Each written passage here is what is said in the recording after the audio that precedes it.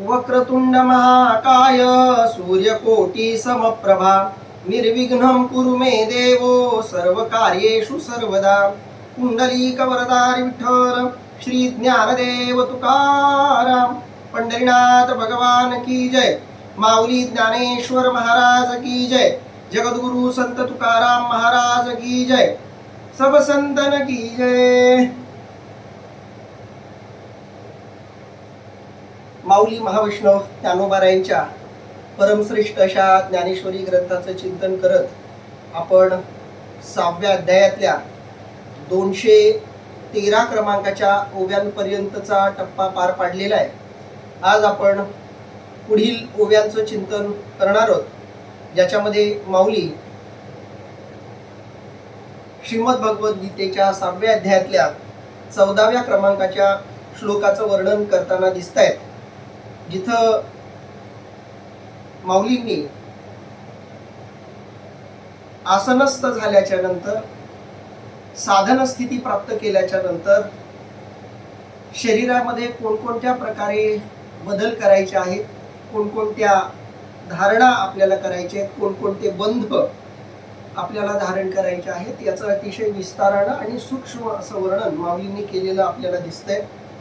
ज्याच्यामध्ये माऊली सांगतायत की ते आसन एकदाचं धारण केलं आणि बाहेरून शरीराच्या आत बघण्याची सवय लागली आणि त्यासाठी आवश्यक असलेला ओढियाना बंध आपण एकदाचा धारण केला की त्या परिस्थितीमध्ये आपल्याला आपल्या मनोधर्माची, मनाच्या स्वभावाची पूर्णपणे तिथं शांती होते। मन पूर्णपणे तिथं शांत होऊन जातं।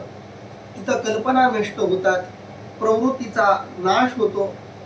शरीर आणि मन या दोन्ही गोष्टी सहजपणे विरून जातात, विलय पावतात। अशा प्रकारचं वर्णन माऊलींनी आतापर्यंत केलं। त्याच स्थितीचं, त्याच अवस्थेचं माऊलींनी पुन्हा पुढं क्रमशः वर्णन केलेलं आहे। ज्या वर्णनामध्ये भगवान श्रीकृष्ण परमात्मा 14व्या श्लोकामध्ये जे सांगतायत की अंतःकरण युक्त होऊन, शांत होऊन, निर्भय अशा स्थितीमध्ये ब्रह्मचर्य वृत्ताचं पालन जर केलं आणि मनाचं संयमन केलं तर भगवंताच्या ठिकाणी आपोआप चित्त लागतं, अशा प्रकारे भगवंत सांगतायत। आणि त्या स्थितीत पोहोचण्यासाठी त्या आसनाचं वर्णन करताना माऊली पुढे म्हणतायत, अर्थात ओढियाना बंध धारण केल्यानंतरची अवस्था माऊली सांगतायत। क्षुधा काय झाली, निद्रा केवती गेली, हे आठवणही हरपली न दिसे वेगा। अर्थात भूक काय झाली, झोप कुठे गेली, यांची आठवण नाहीशी होऊन त्यांचा पत्ता देखील लागत नाही। माऊलींनी इथं अतिशय खोल, सूक्ष्म आणि गंभीर अशा विषयाला हात घातलेला आहे। सामान्यपणे माणसाला असं वाटतं की भूक ही शरीराला लागते, पाणी शरीराला हवं असतं, असं आपण सामान्यपणे म्हणत असतो। पण वास्तव स्थिती अशी आहे, सामान्यपणे जरी या शरीराला अन्न आणि पाण्याची गरज लागत असली तरीही शरीराला हे अन्न पाणी जे लागतं ते मनाच्या मनपणामुळे लागतं।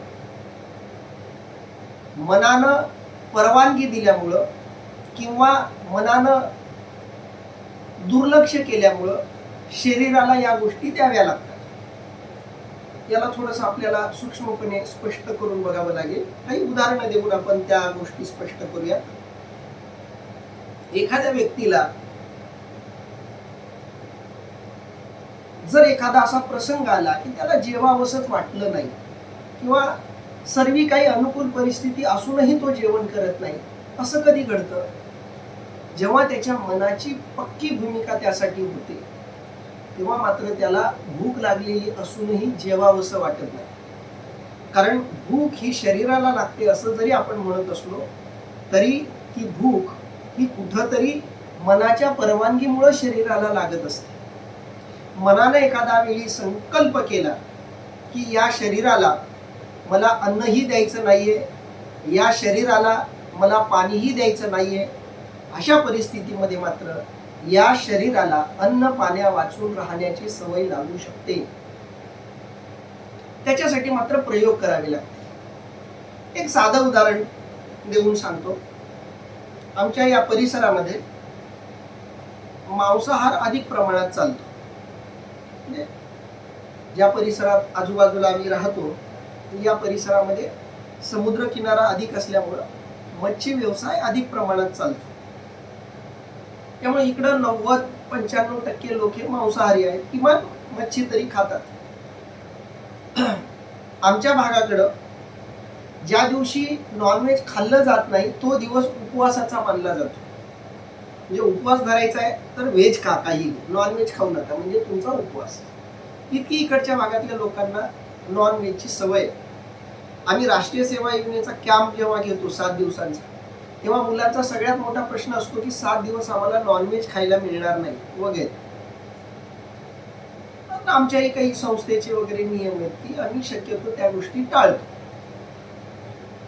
पण सगळ्यात मोठी समस्या आहे की इथल्या भागातल्या लोकांना वाटतं की एखादी व्यक्ती नॉनव्हेज न खाता एक दिवस सुद्धा राहू शकत नाही. एक दिवस कशी बशी काढेल. का तर त्यांच्या शरीराला ती सवय लागलेली आहे आणि मनानं त्या शरीराला ती सवय लावण्याची परवानगी दिलेली आहे. मुद्दा शरीराचा नाहीच आहे, मुद्दा मनाचा आहे. मनानं परवानगी दिलेली आहे की आपल्याला ते खायचं आहे आणि ते खाल्ल्याशिवाय पर्याय नाही. आणि मग ती सवय शरीराला लागल्यामुळं असं लोकांना वाटतं की नॉनव्हेज शिवाय माणूस जगू शकत नाही. मग आमच्यासारखे शुद्ध शाकाहारी लोक या भागात राहायला लागले की ते आमच्याकडे खूप आश्चर्यानं बघतात. त्यांना असं वाटतं की असं शक्यच नाही, नॉनव्हेज न खाता माणूस राहूच कसा शकतो. राहू शकतो, सहज राहू शकतो. ज्यांनी कधी आयुष्यात नॉनव्हेज खाल्लं नाही ते कल्पनाही नाही करू शकत की ते खावं किंवा खावंसं वाटावं वगैरे. त्यांना ते खाणं म्हणजे मरण वाटू शकतं. आता हा फरक कशामुळे झाला? शरीरामुळे झाला का? तर नाही. त्या शरीराच्या मागं असलेलं मन, त्या मनाची झालेली जडणघडण, त्या मनानं स्वीकारलेल्या गोष्टी, त्यागलेल्या गोष्टी, या सगळ्याचा एकत्रित परिणाम होऊन ती भावना तयार होत असते. अगदी याच्या आणखी थोडं खोलात आपण शिरलो. जे शाकाहारी लोक आहेत ते या गोष्टीची कल्पना करू शकत नाही की एखादी व्यक्ती फक्त आणि फक्त फळं खाऊन जगेल, फळांशिवाय दुसरं काहीच खाणार नाही आणि तरी ती व्यक्ती जिवंत आहे, अशी कल्पना नॉर्मली सहजपणे जेवण करणाऱ्या लोकांच्या मनात येऊच शकत नाही. पण नुसती फळं खाऊन जगणारी लोकही आहेत. मी बघितली तशी माणसं की ते फक्त फळ खाऊन जगतात आणि तीही सामान्य गोष्ट आहे. आता याच्यातही खोलात जाऊन शिरलात तर काही अशीही लोक आहेत की जे दुधाशिवाय दुसरं काहीच खात पित नाहीत, फक्त दुधावर जिवंत आहेत, अशीही माणसं आहेत. याच्या पलीकडे काही माणसं फक्त पाण्यावर जिवंत आहेत.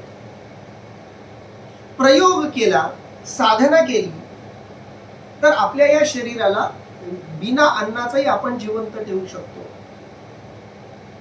बिना पाण्याचंही जिवंत ठेवू शकतो. साधना त्या टोकाची वाढली, साधना प्रयत्न तुमचे वाढले की ती गोष्ट शक्य आहे. श्रीमद भागवतामध्ये ध्रुव बाळानं केलेल्या तपश्चर्येचं वर्णन आलेलं आहे. त्याच्यामध्ये ध्रुव बाळ सुरुवातीला दिवसातून 1 वेळा जेवण करायचे, नंतर तेही त्यांनी बंद करून टाकलं. दिवसातून 1 वेळा पाणी घ्यायचे, तेही सोडून टाकलं. काही दिवस फक्त झाडाचं 1 पान खाऊन जिवंत राहायचं आणि नंतर दिवसातून 1च वेळा श्वास घ्यायचा, म्हणजे या शरीराला हवा 1च दिवस द्यायची. अशा प्रकारे केलेल्या कठीण साधनेचं वर्णन श्रीमद भागवतामध्ये आलंय. तुम्ही जर प्रयत्न केले, अभ्यास केला तर या शरीराला त्या प्रकारची सवय लागू शकते. कारण शरीराला ही केवळ अन्नाचीच गरज असते, पाण्याचीच गरज असते असं नाही. याचा अर्थ यांची गरज नसते असंही नाही. सामान्यपणे त्याच्यावरच शरीर जगत असतं. पण तुम्ही जर साधना केली, तुम्ही जर अभ्यास केला तर तुम्ही त्याच्याशिवायही जगू शकता, अशी परिस्थिती येऊ शकते. अध्यात्मात साधनारत असलेल्या लोकांकडून असे प्रयोग अनेकदा होतात. जगद्गुरु तुकोबारायांच्या जीवनचरित्रामध्ये 13 दिवस अन्न पाण्या वाचून तुकोबाराय राहिले अशी कथा आहे, चरित्र कथा आहे. आणि ती 13 दिवस अन्न पाण्या वाचून तुकोबाराय राहिले.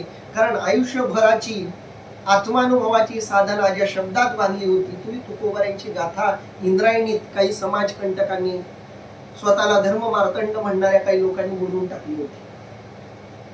आणि कथा अशी आहे की इंद्रायणीनं बाहेर येऊन ती गाथा तुकोबारांच्या हातात सोपवली, तेव्हा तुकाराम महाराजांनी आपलं जलग्रहण करून उपवास सोडला, अशी कथा आहे.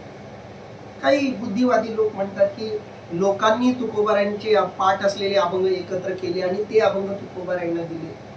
कोणताही तुम्ही भाग स्वीकारा, पण 13 दिवस तुकोबारांनी उपवास केला ही गोष्ट कुणी नाकारू शकत नाही. आणि 13 दिवस अन्न पाण्या वाचून एखादी व्यक्ती जिवंत राहू शकते ही कल्पना लोकांना सहसा करवली जात नाही.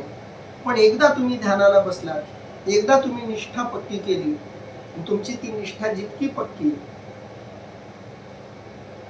तितकं तुमचं शरीर या अन्न पाण्यापासून दूर राहतं. ज्या परिस्थितीचं अवस्थेचं वर्णन माऊली इथं करतायत, त्या अवस्थेत गेल्याच्या नंतर क्षुधा काय झाली, भूक काय असते हेच माणूस विसरून जातो. अशी खूप आनंदाचा प्रसंग असला, एखादा असा अद्वितीय आनंद माणसाला मिळाला की त्याही परिस्थितीत माणसाला जेवणाची आठवण राहत नाही, जेवणाची आठवणही येत नाही. जेवावं असं वाटणं वेगळा विषय, जेवायचं ही आठवण राहत नाही. तसं माऊली सांगतायत, त्या अवस्थेत पोहोचल्याच्या नंतर क्षुधा काय झाली, भूक काय असते, निद्रा केवती गेली, झोपही त्या शरीराला पुन्हा येत नाही. काही लोकांना वाटतं, सामान्यपणे डॉक्टर लोक सांगतात की शरीराला 7 ते 8 तासांची झोप हवी असते असं, पण योगी लोक एवढा वेळ झोपत नाही. काही जण 2 ते 3 तासाची झोप घेऊनही तितकेच फ्रेश राहतात. आपल्या देशाच्या पंतप्रधानांबद्दल हे सांगितलं जातं की ते जास्त वेळ झोपत नाही आणि ऍक्टिव्हनेस दिसतो त्यांच्या चेहऱ्यावर, त्यांच्या वागण्यात, बोलण्यात. तर हे शक्य आहे. तुम्ही जर योगा, प्राणायाम नित्य नैमित्तिकपणे करत असाल, साधना वगैरे करत असाल, तर तुम्हाला झोप कमी लागते. आणि त्या साधनेत आणखी उतरला तर तुम्हाला निद्रेची गरजच नाही. योग निद्रेची ज्यांना सवय असते, 2 मिनिट जरी तुम्ही योग निद्रेत गेलात तर तुमच्या शरीराला 5-6 तासाचा आराम देण्याची शक्ती त्या योग निद्रेमध्ये असते. शरीराला फक्त रिलीफ करायचं. जसं मोबाईलची बॅटरी असते, किती mAh ची बॅटरी आहे, किती mAh पॉवरची बॅटरी आहे, 5000 7000, जितक्या mAh ची पॉवर तितक्या लवकर ती चार्ज होणार आणि तितका जास्त वेळ चालणार. तसं शरीराचंही असतं. काही काही जण या शरीराला या पद्धतीनं तयार करतात, विशेषतः योगी लोक, योग प्रक्रियेत असलेली लोक, योग साधनेत असलेली लोक. कुंभमेळ्यामध्ये असे अनेक लोक येऊन भेटतात की जे झोपत नाहीत, आणि झोपायचं असलं तर 10 ते 15 मिनिटाची झोप त्यांना 24 तासामध्ये पुरेशी असते. माऊली सांगतायत, क्षुधा काय झाली, निद्रा केवती गेली, झोप कुठं गायब झाली आणि केव्हा गायब झाली हेही त्यावेळी कळत नाही. हे आठवणही हरपली न दिसे वेगा. या गोष्टीची आठवण सुद्धा हरवून जाते आणि या गोष्टीचा पत्ता सुद्धा लागत नाही की मला भूक लागलेली आहे किंवा मी जेवणही करतो, मला जेवण गरजेचं आहे. या गोष्टीची आठवण सुद्धा राहत नाही. या सगळ्या गोष्टींची आठवण हरपून जाते. जो मूळ बंदे कोंडला, अपानो मागवता मुरडला, तो सवेची वरी साकडला धरी फुगू. अर्थात मूलबंधाने कोंडलेला, अपान वायू मागारा फिरला, म्हणजे सहज वर अडकून फुगा धरितो. आता भूक का लागत नाही याची काही शास्त्रीय कारणं माऊलींनी सांगितलेली आहेत. का भूक लागत नाही थोडस पुढं वर्णन येईल ते. पण असं वैज्ञानिक सुद्धा म्हणतात की उपवास धरणं हा एका अर्थानं मांसाहार आहे. काय म्हणतात ते? उपवास धरणं हा एका अर्थानं मांसाहार आहे. का? जर या शरीराला काहीच खायला मिळालं नाही तर हे शरीर आपल्याच शरीरातलं मांस खायला लागतं, चरबी खायला लागते. म्हणून तुम्ही जर जास्त वेळ उपवाशी राहिला तर तुमच्या शरीरातली चरबी कमी व्हायला लागते. कमी व्हायला लागते याचा अर्थ काय? तुमच्या शरीरातलं मांस हे शरीर क्रियाशीलतेसाठी मग वापरायला लागतं. कारण तुम्ही बाहेरून काही देणं बंद केलं की शरीर जे आत आहे तेच वापरायला लागतं. तुम्हाला खूप प्रचंड तहान लागली आणि तुम्ही पाणीच नाही घेतलं तर या शरीरामध्ये जे पाणी असतं थोड्या बहुत प्रमाणात त्या सगळ्या ठिकाणी पसरलेलं पाणी हे शरीर खेचून घ्यायला लागतं. म्हणून बिना पाण्याचा माणूस जेव्हा अनेक दिवस राहतो याचा अर्थ त्याला पाणी नको असतं असं नाही. शरीर दुसऱ्या मार्गाने शरीरात असलेलं पाणी खेचून घेतं. तसंच तुम्ही जेवण नाही केलं तर शरीरातलं मांस हे शरीर खेचून घ्यायला लागतं. आणि म्हणून काही जण असं म्हणतात की जे लोक नॉनव्हेज म्हणजे उपवास धरतात ते लोक एका अर्थानं स्वतःच शरीर खायला लागतात. शरीरातलं मांस हे शरीर खायला लागतं. आता हे हा मांसाहार वेगळा, ज्याला आपण भौतिक अर्थानं मांसाहार म्हणतो त्याच्यापेक्षा हा वेगळा आहे. कारण त्या मांसाहारासाठी कोणाचा तरी जीव घ्यावा लागतो. इथं जीव जात नाही कोणाचा. नको असलेला मांस कमी व्हायला लागतं. असं साधारण तशी ती परिस्थिती असते. भगवान गौतम बुद्ध जेव्हा साधनेला बसले त्यांनी वेगवेगळे प्रयोग करून बघितले. शेवटच्या टप्प्यामध्ये असताना त्यांनी अन्न त्याग सगळं सोडून दिलेलं होतं. तर तेव्हाच्या त्यांच्या त्या अवस्थेचं वर्णन केलंय की शरीराचा जो हाडाचा सापळा असतो, हाडाचा सापळा, त्या हाडाच्या सापळ्याला एखादा कपडा अंथरावा चिकटून तसे बुद्ध दिसायला लागले होते. एवढी क्रश अशी काया शरीर त्यांचं झालेलं होतं असं वर्णन आहे. का असं होतं तर तुम्ही शरीराला खाणं पिणं देणं बंद केलं की शरीर आतलं सगळं खेचायला लागतं. अगदी त्या पद्धतीनं शरीराला भूक लागत नाही याचा अर्थ काय तर शरीर जे आत आहे ते खेचून घ्यायला लागतं. माऊली ते हळूहळू इथं सांगतायत बघा. जो मूळ बंधे कोंडला, जो मूलबंधामध्ये, माऊलीने सगळ्यात आधी मूलबंधाचं वर्णन केलं. टाचेचा जो अग्रभाग आहे त्याच्याने गुदद्वाराचं जे द्वार आहे ते बंद करायचं. उजवा पायाची टाच जी आहे ती वरच्या बाजूने तळवा करून त्याच्या वर घ्यायची आणि थोडासा दाब त्या भागावर द्यायचा आणि त्या जणू काही पायाच्या टाचेवर पूर्ण शरीर उभं आहे अशी परिस्थिती त्यावेळी निर्माण होते. याला म्हणतात मूलबंध. हा मूलबंध निर्माण केल्यामुळे काय होतं की अपान वायू जो आहे जो स्वाभाविकपणे खालच्या वाटेनं निघून जातो तो उलटा दिशेने यायला लागतो. आणि साधनेमध्ये जेव्हा आपण 90 डिग्री मध्ये बसतो तेव्हा गुरुत्वाकर्षणाची शक्ती शून्य होते.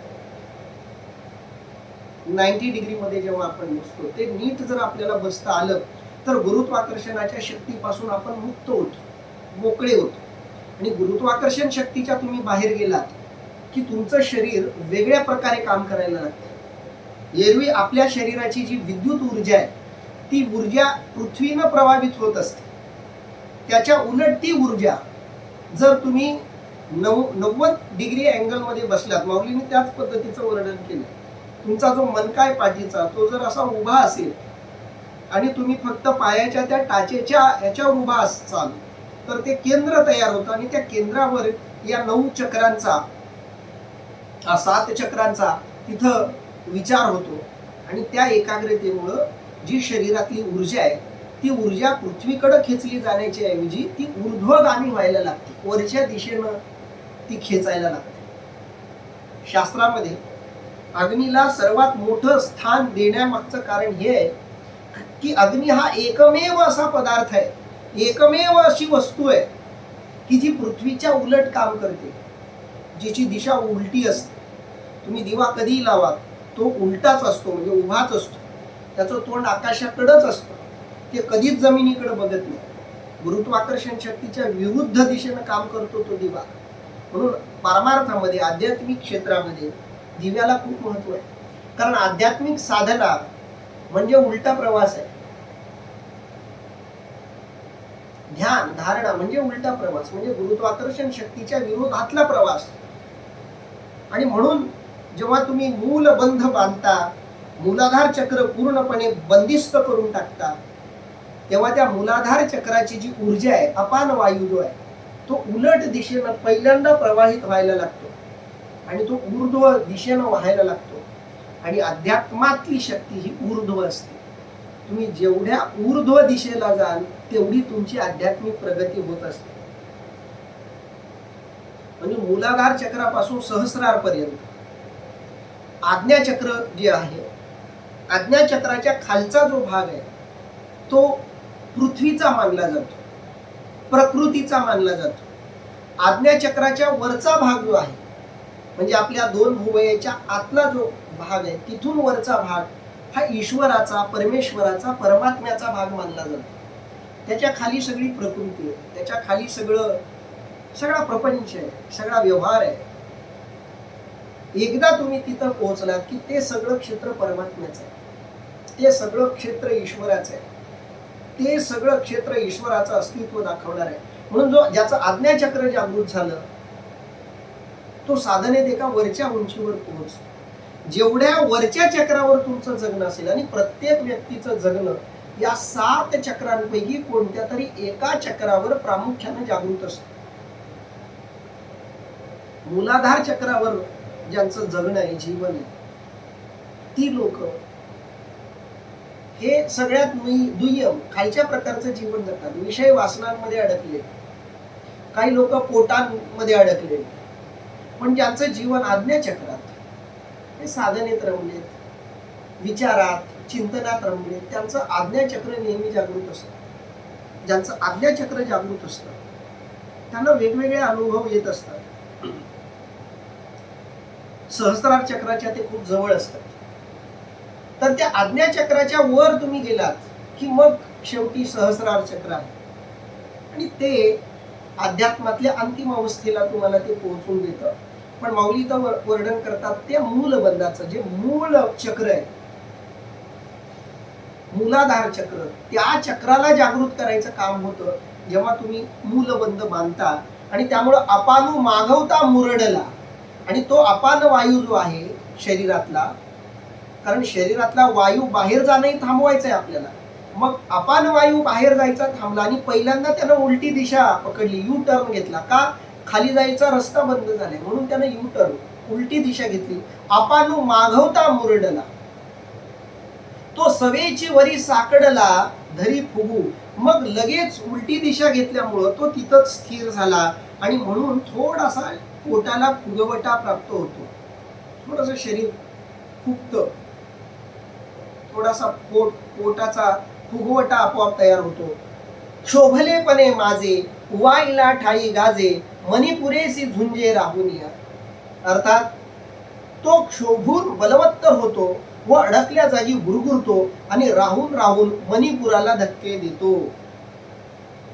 मूलबंधाच्या वरचं चक्र आहे जे त्याला मणिपूर चक्र म्हटलं जातं.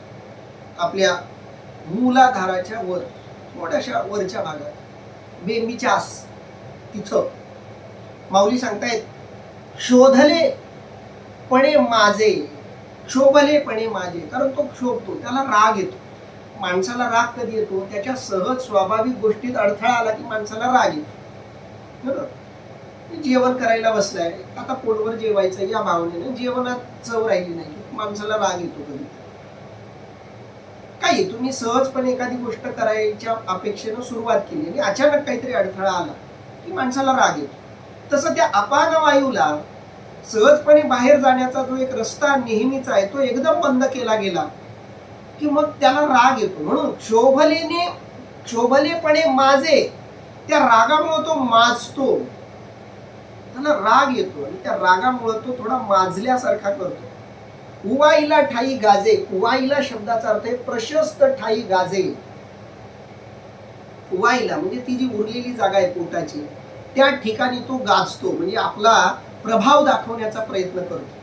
आणि मणिपुरेसी झुंजे राहुनी, आणि मग तो काय करतो? नाभिस्थानाजवळचं एक चक्र आहे मणिपूर चक्र, बेंबीच्या तिथं, आणि तिथं तो त्याच्याबरोबर झुंज करायला लागतो. मूलाधार चक्र जागृत करणं ही गोष्ट अवघड नाहीये, खूप सोपी आहे. मूलाधार चक्र सहज जागृत करता येतं. तुम्ही साध्या वज्रासनात जरी बसलात अधिक काळ तरी तुम्हाला तुमचं मूलाधार चक्र जागृत करता येतं. पण साधनेत एक प्रश्न असा आहे, साधनेला बसल्यानंतर तुम्ही साधनेची अंतिम अवस्था प्राप्त न करता जर आसनावरून उठलात आणि तुमचं मूलाधार चक्र जर तसंच जागृत राहिलं तर तुम्ही अधिक विषय वासनांमध्ये अडकण्याची शक्यता असते. बघा, जमिनीवर असलेला माणूस कमी पडतो, म्हणजे जमिनीवर असलेला माणूस पडला की त्याला कमी लागतं, पण तुम्ही जितकं वर जाल तिथून पडलं की जास्त लागतं. जेवढी उंची जास्त तेवढं वरून पडलं की लागतं.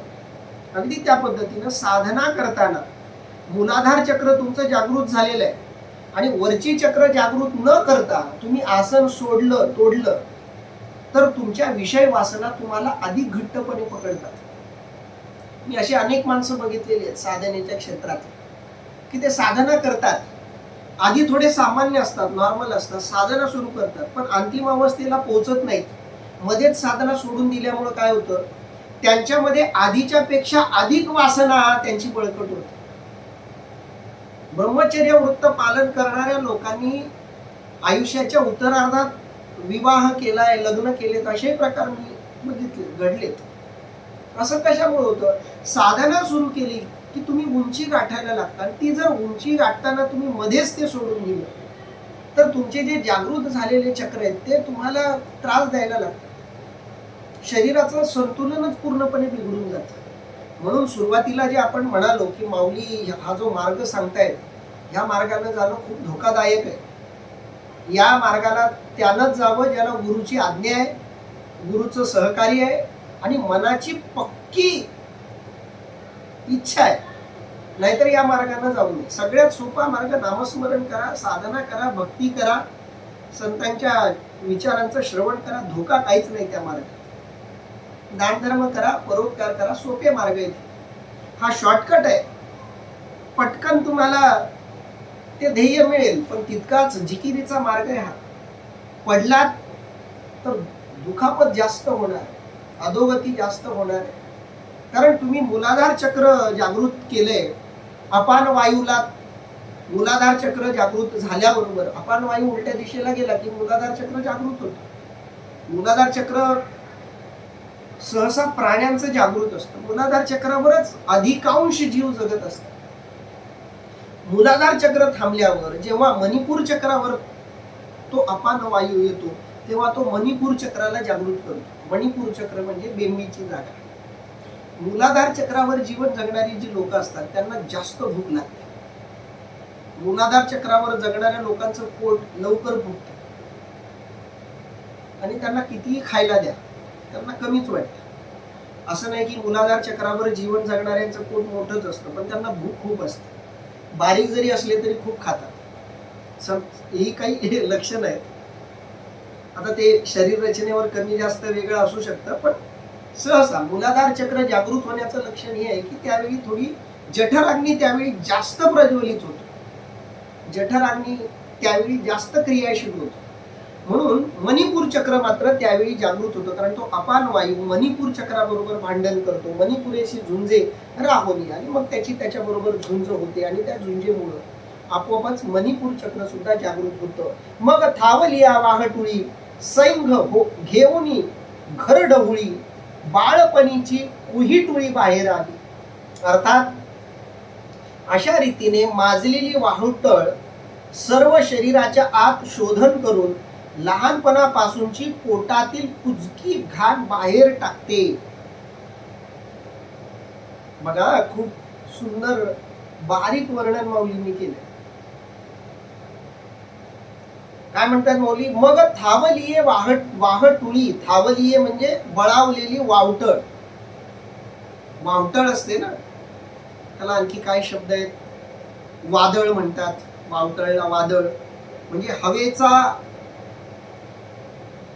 वादळ, असं गोलाकार जोरजोरात. म्हणजे ते वादळ एवढं भयंकर असतं की घराच्या घर उडून जातात, घराचे पत्रे उडून जातात, जनावरं उडून जातात. वादळ जेवढं मोठं, जेवढी त्याची ताकद, तेवढं ते येणाऱ्या सगळ्या परिसराला घेऊन जात असतो. तसं माऊली म्हणतायत की तो अपान वायू जो आहे त्याला राग आलेला आहे, त्याचा जो नेहमीचा मार्ग आहे त्याला अडथळा आणलेला आहे आणि म्हणून तो उलटा फिरतो, मणिपूर चक्राला जागृत करतो आणि रागावलेला वारा, रागावलेली वावटळ जशी असते, सैंग घेऊनी घर डहुळी. सैंग शब्दाचा अर्थ आहे सर्व, घेऊनी घर डहुळी. मग ती सगळं घर डहुळायला लागते. डहुळी म्हणजे शोधणे, सगळं घर शोधायला लागते. शरीरातल्या जिथं जिथं जिथं जिथं तिला जागा दिसेल, हवा दिसेल, तिथं तिथं ती जाते. कारण ती हवाच आहे ना, अपान वायू म्हणजे हवाच आहे आणि हवेला जाण्याचा मार्ग म्हणजे हवाच, पोकळीच. जिथं जिथं शरीरात पोकळी दिसते तो सगळा भाग ती शोधून काढते आणि शोधल्यामुळं काय कळते, बाळपणीची कुहीटुळी बाहेर घाली. कुहीटुळी शब्दाचा अर्थ आहे घाण. या शरीरात जिथं जिथं घाण असेल ती सगळी घाण ती तो अपान वायू बाहेर काढतो. पंचकर्म जर तुम्ही कधी केलं, मी 2 वेळा केलंय पंचकर्म, आता याच महिन्यात मी पूर्ण केलं. पंचकर्म चांगलं आहे शरीराला. मला तसा शारीरिक त्रास कोणताच नाही, पण मला आवडतं ते करायला. थोडासा पित्ताचा त्रास आहे त्यामुळे कमी होतो. त्यामुळे काय होतं, त्याच्यामध्ये अनिमा देतात पहिल्या दिवशी, ज्याच्यामध्ये तुमचं जे पोट आहे, शौचाची जी जागा आहे ती सगळी साफ होऊन जाते. त्याच्यानंतर ते विरेचन देतात, औषध असतं काही आहे ते देतात. त्याच्यानंतर वमनम असतं. वमनामुळे तुमची जी श्वास, जेवण वगैरे जाणारी येणारी जी नलिका आहे ती पूर्णपणे शुद्ध होते. त्याच्यानंतर नत्स्य, नत्स्यामुळे नाकाचा जो भाग आहे श्वास येणं जाणं तो सगळा शुद्ध करतात. आयुर्वेदिक पद्धत आहे पूर्ण. त्यानंतर शिरोधारा करतात, ज्यामुळे मस्त डोकं शांत होतं, डोक्यातल्या चिंता ताणतणाव चांगला प्रयोग म्हणूनही करू शकता. बाथ असतो, बाथ म्हणजे वाफेची अंघोळ त्याच्यामध्ये असते. 2-3 प्रकारच्या पुन्हा बाथ टफ पण असतात. पुन्हा आता नवीन यांत्रिक मशीन आले त्याच्यावर वेगळे प्रयोग, आता खूप चांगलं झालं. तर ते वमनम आपलं विरेचन जे घेतलं जातं, तर त्या विरेचनामुळे जे औषध देतात ते औषध आतड्यात जिथं जिथं तुम्हाला जागा आहे तिथं तिथं ते जाऊन चिकटतं प्लास्टिक सारखं. आणि आपण जसं अंगावरचा कचरा काढण्यासाठी एखादं काय म्हणतो, एखादी सेल्लो टेप म्हणा किंवा चिकट टेप लावून झटका मारून काढलं की ती चिकटलेली घाण जशी निघते, तसं ते थर तो तयार होतो विरेचनामुळे. आणि मग शेवटच्या दिवशी ते औषध देतात आणि ते सगळी पोटातली घाण निघून जाते. अशी ती प्रक्रिया आहे. म्हणजे भौतिक जरी वाटत असली ही प्रक्रिया, तरी शरीराच्या आतली गोष्ट ही सगळी आहे. ही शरीर शुद्धी तुम्ही बाह्य औषधींच्या आधारे जसं घेता, तसं तुम्ही साधना करूनही शरीर शुद्धी करू शकता. माऊली जे सांगतायत ती शरीर शुद्धी आपोआप कशी होते, मूलाधार चक्र जागृत झालं, मूलबंध बांधला, मणिपूर चक्राला त्या अपान वायूनं धक्का दिला, मूलाधार चक्र जागृत झालं की ते मूलाधार चक्राला जागृत करून तो अपान वायू थांबत नाही.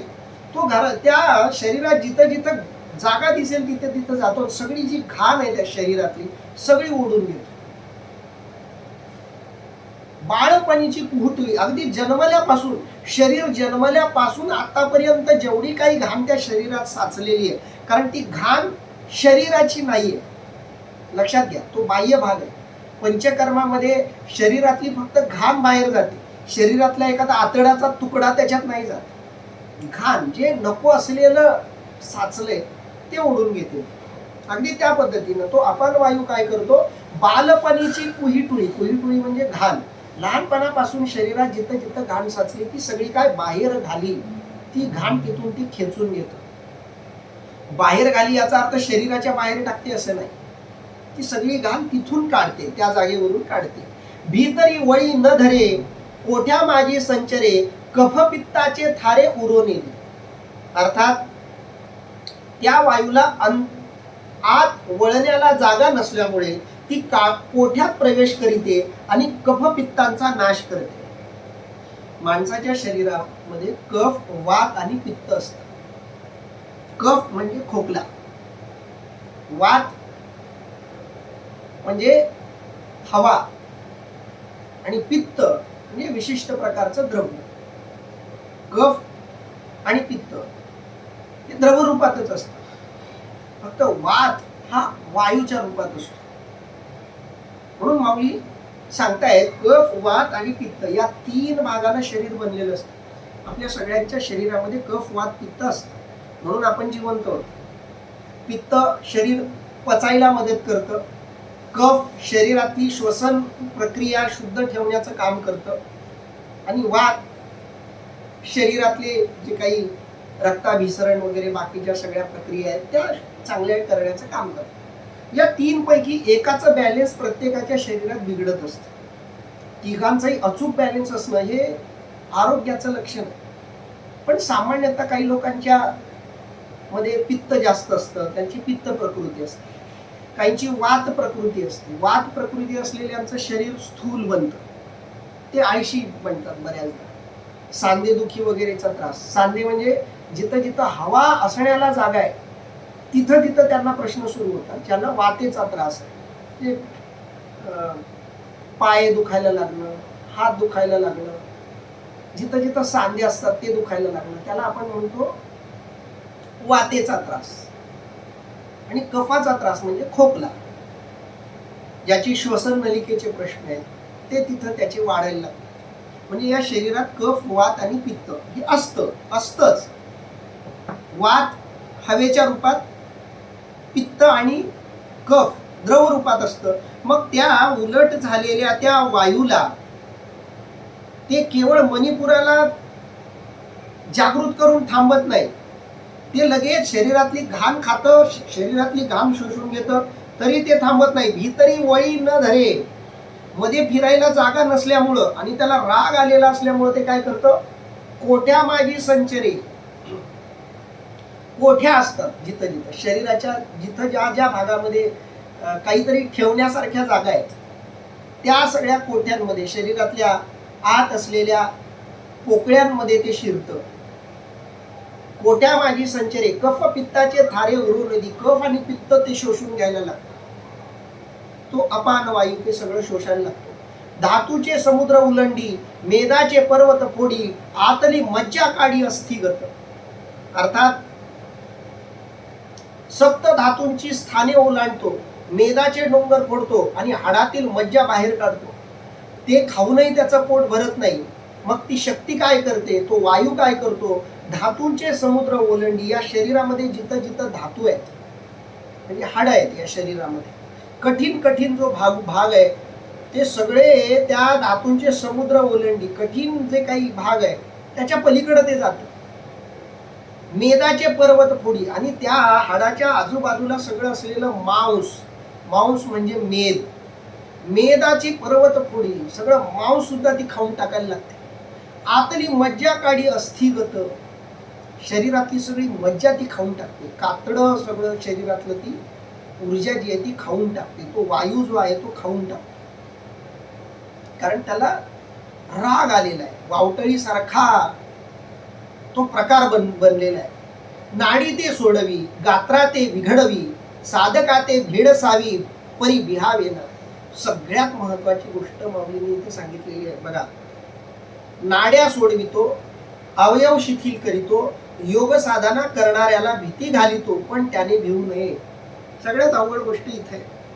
साधनेला बसल्यानंतर सुरुवातीला बरं वाटतं, थोड्याच वेळात तो अपान वायू मणिचक्राला जागृत करतो, तेव्हा आणखी थोडं चांगलं वाटतं. शरीरातली घाण तो खायला लागतो, तेही थोडंसं बरं वाटतं. मांस मज्जा जेव्हा तो खायला लागतो तेव्हा शरीराला आतून त्रास व्हायला लागतो. त्रास होतो कारण आतून कुणीतरी तुमच्या आतड्याला एकदम पिळवटून खाऊन टाकतंय. त्रास होणार, शरीर विचलित होणार. हा त्रास म्हणजे काही कुरतडून खाण्यासारखा नाही, हा त्रास वेगळ्या प्रकारचा आहे. जे त्या ध्यानात गेलेत, उतरलेत त्यांनाच तो अनुभव येणार आहे.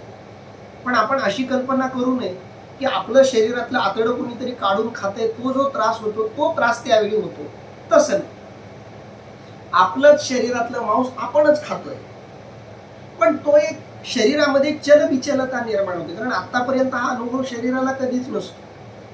आपल्यातलंच कुणीतरी आपल्यालाच खाणं हा अनुभव नसतो. त्यामुळं त्यावेळी काय होतं, नाडी ते सोडवी, शरीरातल्या ज्या नाड्या आहेत, नसा आहेत, त्या नसा फुटायला लागतात, त्या नसाही नष्ट व्हायला लागतात.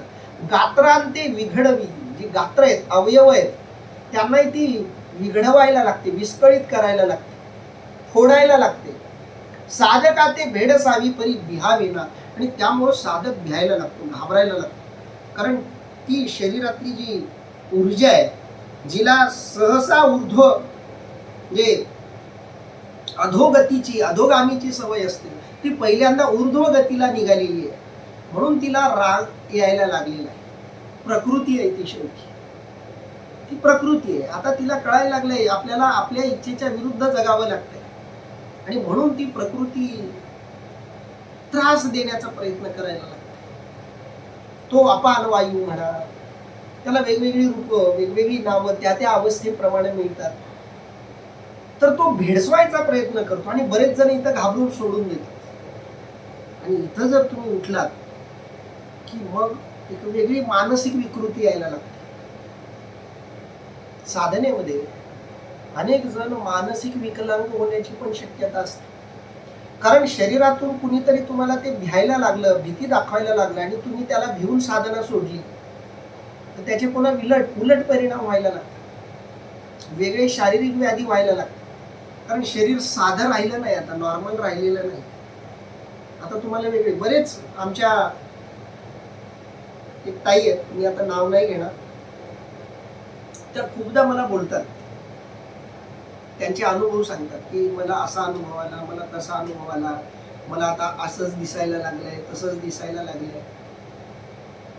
आता त्यांच्या सगळ्या ज्या गोष्टी आहेत त्या कळल्या, कशामुळे झालं, त्यांना का झालं.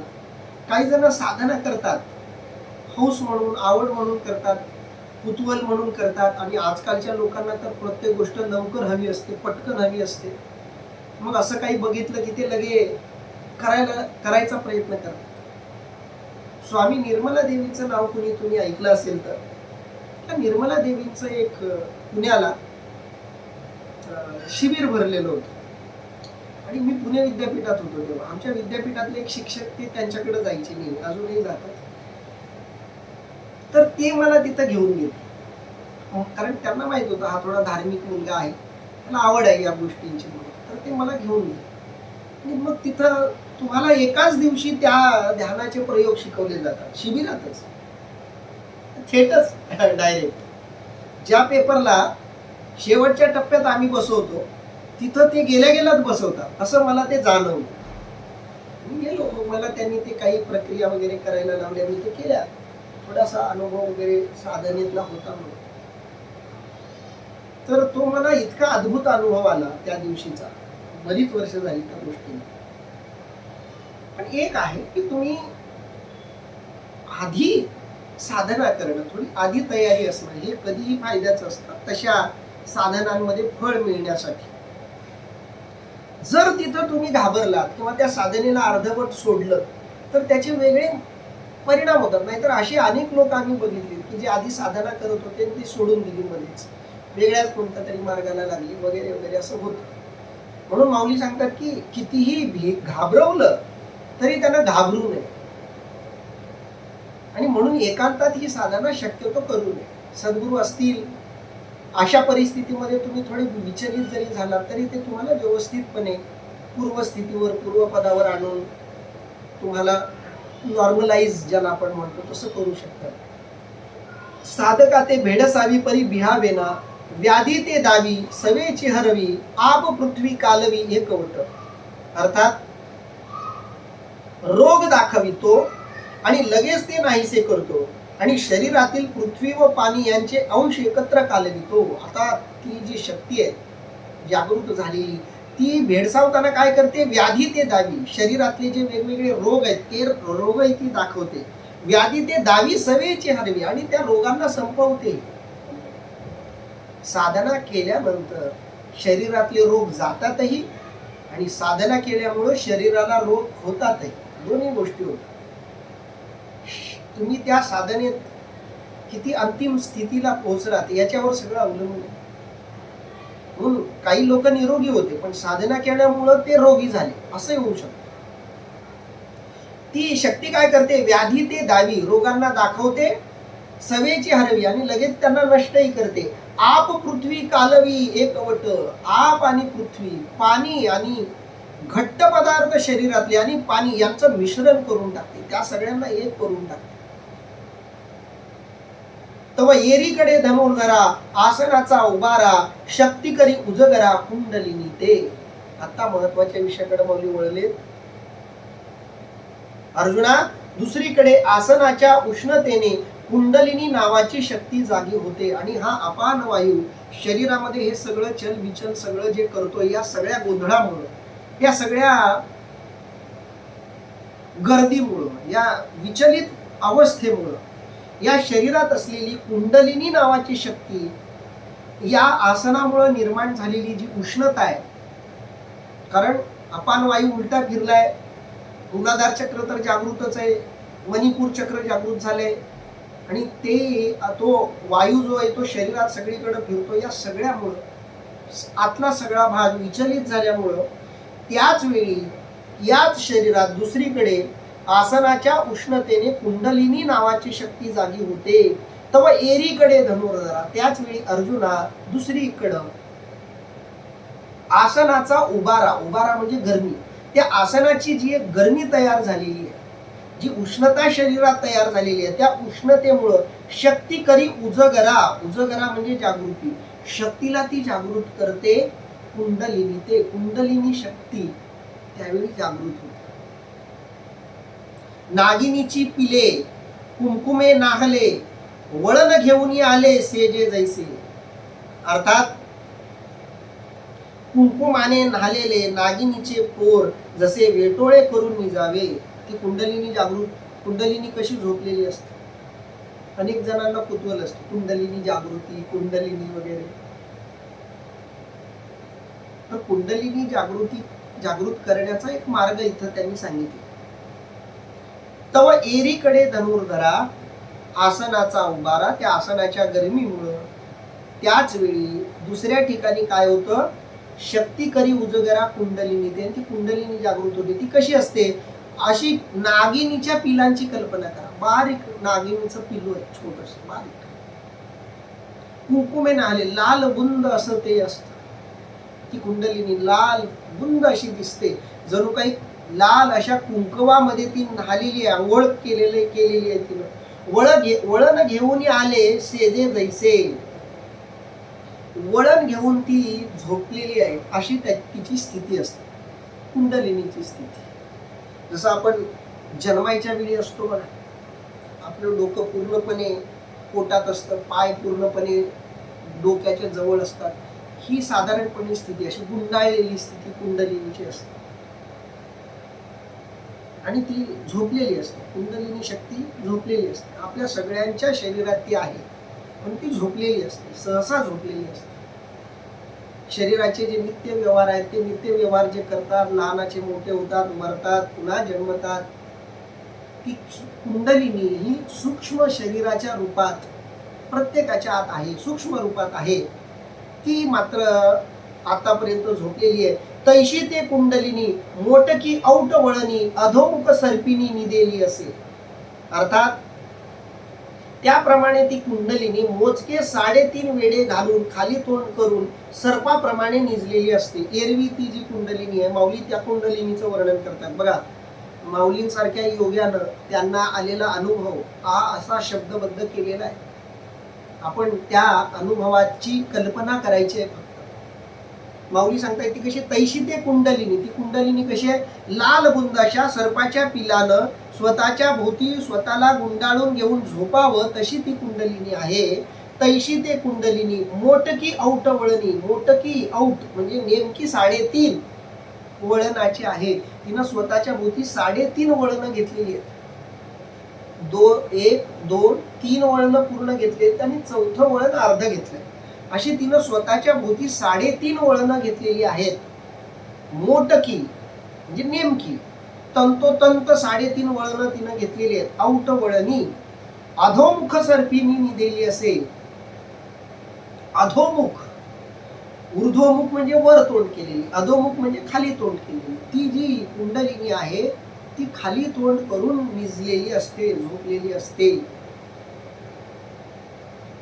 विद्युल्लतेची विडी, वन्ही ज्वाळांची घडी, पंघरेयाची चोखडी घोटी व जैशी, अर्थात ती विजेच्या कंकणाप्रमाणे किंवा अग्निज्वालेच्या घडीप्रमाणे अथवा घोटून चकचकीत केलेल्या सोन्याच्या वेड्याप्रमाणे ती कशी असते. लाल जरी असली तरी तिचं ते लाल असणं कसं असतं बघा. विद्युल्लतेची विडी, वीज जशी असते, त्या विजेचं काकण जसं असतं, वीज तुम्ही बघितली असेल क्षणभर आपल्याला दिसते, त्या विजेसारखी ती चमकदार असते. विद्युल्लतेची विडी वन्ही ज्वाळांची घडी, वन्ही ज्वाळा जशा असतात, आग, अग्नी जसा असतो लाल गुंग तसा, तशी ती दिसते. पंधरयाची चोकडी घोटी व जैशी, सोनं जसं चकाकत तशी ती चकाकते. तैशी सुबद्ध आटली, कुटी होती दाटली, ते वज्रासनी चिमुटली सावधू होय. अर्थात नाभिस्कंदात ती दाटून बसलेली असते, ती मूलबंधाच्या चिमट्याने जागी होते. ती नाभिस्तंभामध्ये बसलेली असते. आपल्या सगळ्यांच्या नाभीचं एक विशिष्ट असं स्ट्रक्चर असतं बघा. त्या नाभीच्या त्या वळणामध्ये ती लपलेली असते. तैशी सुबद्ध आटली, माऊली सांगतायत अगदी त्या पद्धतीनं.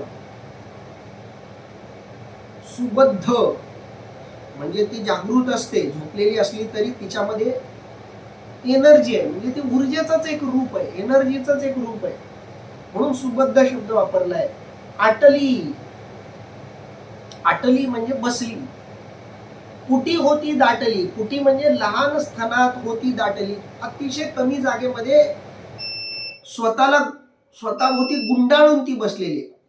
अतिशय कमी जागा तिनं घेतलेली आहे आणि कमीत कमी जागेमध्ये तिनं स्वतःचं सगळं जे काही शरीर आहे ते झाकून दडून ठेवलंय.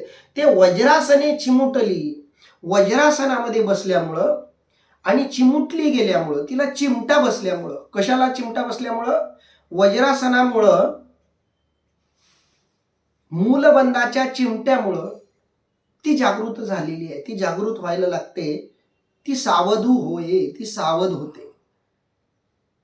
हे सगळं जे आजूबाजूला घडलंय ते कळल्यामुळं ती कुंडलिनी शक्ती जागृत होते. कारण अपान वायूमध्ये फक्त शक्ती केवढी आहे?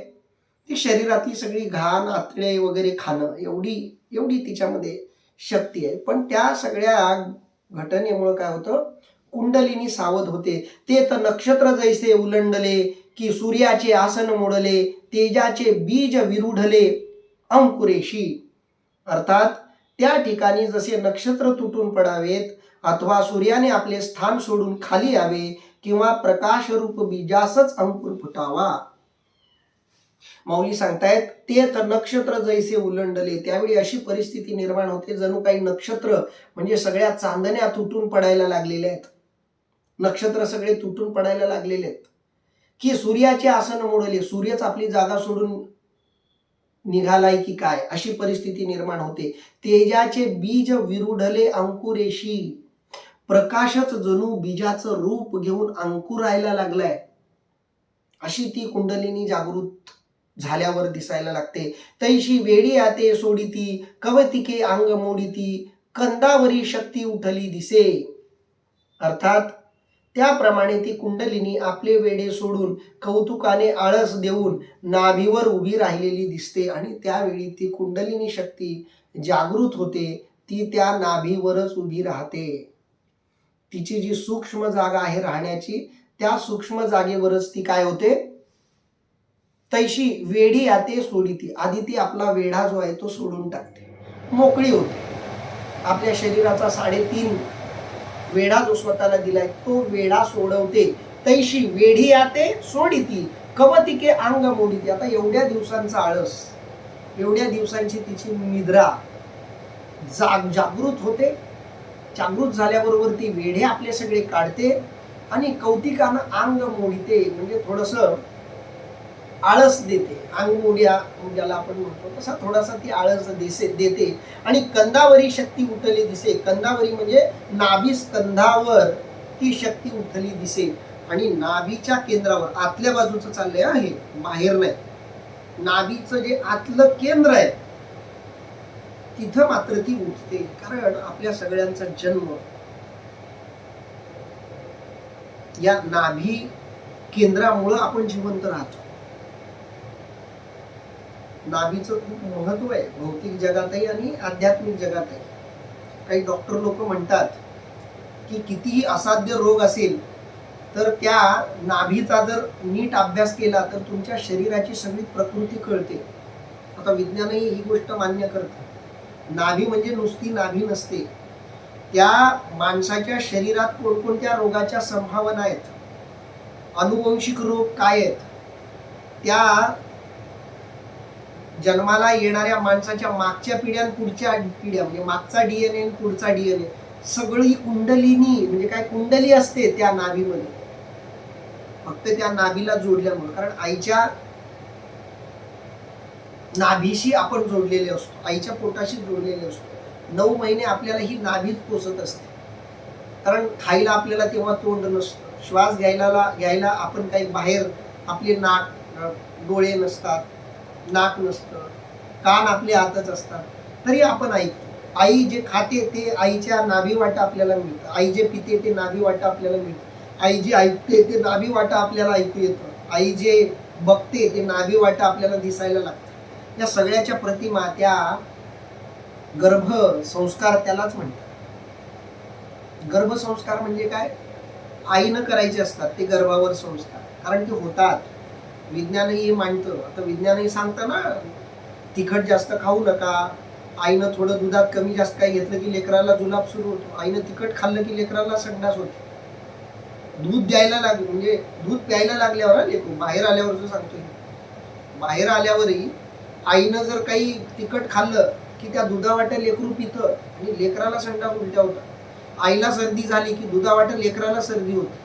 त्यामुळे डॉक्टर आई गर्भात म्हणजे बाळ गर्भात असताना खूप काळजी घ्यायला सांगतात की जास्त तिखट वगैरे खाऊ नका, जास्त मेहनत तुम्ही करू नका वगैरे वगैरे बरंच सांगतात. का, नाभी वाटा ते लेकराला पोहोचतो म्हणून आई जे बघेल त्याचा परिणाम त्या लेकरावर होतो.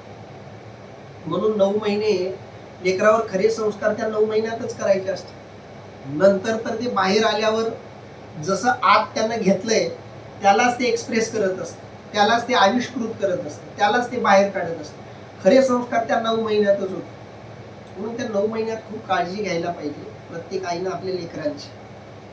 तर ती नाभी आपली खूप महत्वाचं काम करत असते, जीवनाचं केंद्र आहे ती नाभी. आणि त्याच नाभीच्या टोकावर ती कुंडलिनी जागृत होते आणि मग ती काय करते, कसं करते, या सगळ्याचं वर्णन आपण नंतर करूयात. माऊलींनी खरं तर या 14व्या श्लोकाला अतिशय वेगळ्या रूपामध्ये मांडलंय. श्रीमद भगवद्गीतेच्या या 14व्या श्लोकाचं एवढं सूक्ष्म, एवढं प्रॅक्टिकल असं स्वरूप, प्रत्यक्ष रूप दाखवण्याचा प्रयत्न हा ज्ञानोबारायांनी केलेला आहे. पुढं या कुंडलिनी शक्तीबद्दल माऊली काय बोलतायत, ती कुंडलिनी शक्ती जागृत झालेली आहे. आता तिनं थोडासा आळस दिलेला आहे आणि नाभीच्या केंद्रस्थानी ती उठलेली आहे, जागृत झालेली आहे. पुढं ती काय काय शरीरामध्ये बदल घडवते या सगळ्या गोष्टींना जाणणं खूप कुतूहलाच असणार आहे. तो सगळा विचार आपण उद्या करूया. आज मात्र आपण इथं थांबूया. पुंडलिक वरदारी विठ्ठल, श्री ज्ञानदेव तुकाराम, पंढरीनाथ भगवान की जय, माऊली ज्ञानेश्वर महाराज की जय, जगद्गुरु संत तुकाराम महाराज की जय, सब संतन की जय.